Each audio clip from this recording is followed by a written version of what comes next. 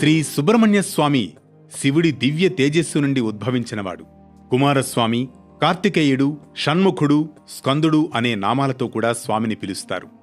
సుబ్రహ్మణ్య స్వామి షష్ఠి తిథిన జన్మించడం చేత షష్ఠి తిథికి చాలా ప్రాముఖ్యత ఉంది.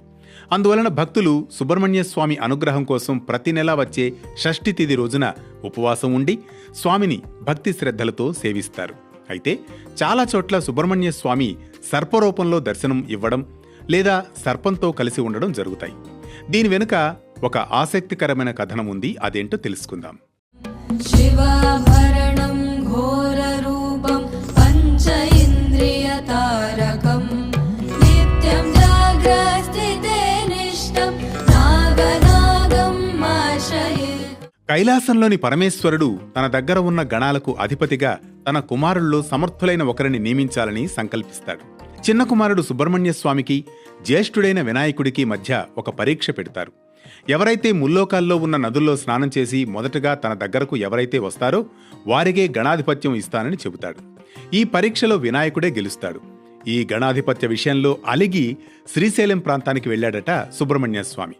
అక్కడ ఆదిశేషువు మనవరాలైన వల్లిని చూసి ఆమెను వివాహం చేసుకోవాలని అనుకుంటాడు సుబ్రహ్మణ్యేశ్వరుడు. అయితే సర్పరూపంలో ఉన్నాను కనుక తన భర్త కూడా సర్పరూపంలో ఉండాలని ఆమె కోరుకోగా, ఆమె కోరిక మేరకు శ్రీ సుబ్రహ్మణ్య స్వామి కూడా సర్పరూపం ధరించినట్లు ఒక పురాణ కథనం. మరో కథనం ప్రకారం సనక సనందాదులు ఒకసారి కైలాసానికి నగ్నంగా వచ్చారట. నగ్నంగా ఉన్నారని చూసి సుబ్రహ్మణ్య స్వామి నవ్వడంతో పార్వతీదేవి సుబ్రహ్మణ్య స్వామిని మందలించారట. తల్లి మందలించిన తర్వాత సుబ్రహ్మణ్య స్వామి మోపిదేవి ప్రాంతానికి వెళ్లి అక్కడ సర్పరూపంలో తపస్సు చేశారని మరో పురాణం కూడా వ్యాప్తిలో ఉంది. సుబ్రహ్మణ్య స్వామి చక్రాధిష్టాన స్వరూపం. మనిషిలో కుండలినీ శక్తి సర్పరూపంలోనే చుట్టుకుని ఉంటుంది. ఈ కుండలినీ శక్తిని యోగా, ధ్యానం, మంత్రం, తంత్రం, యంత్రం వంటి వివిధ పద్ధతులతో జాగృతం చేస్తారు.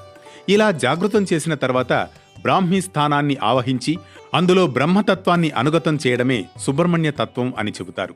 ఇంకా అర్థమయ్యేలా చెప్పాలంటే సుబ్రహ్మణ్య తత్వం మనిషిలో కుండలిని శక్తిని జాగృతం చేసి బ్రహ్మతత్వం అర్థమయ్యేలా చేయడమే. మనిషిలో బ్రహ్మజ్ఞానాన్ని మేల్కొలపడమే సుబ్రహ్మణ్య స్వామి సర్పరూపంలో ఉండడం వెనుక పరమార్థం. మరో అంశంతో పరమార్థంలో మళ్ళీ కలుద్దాం.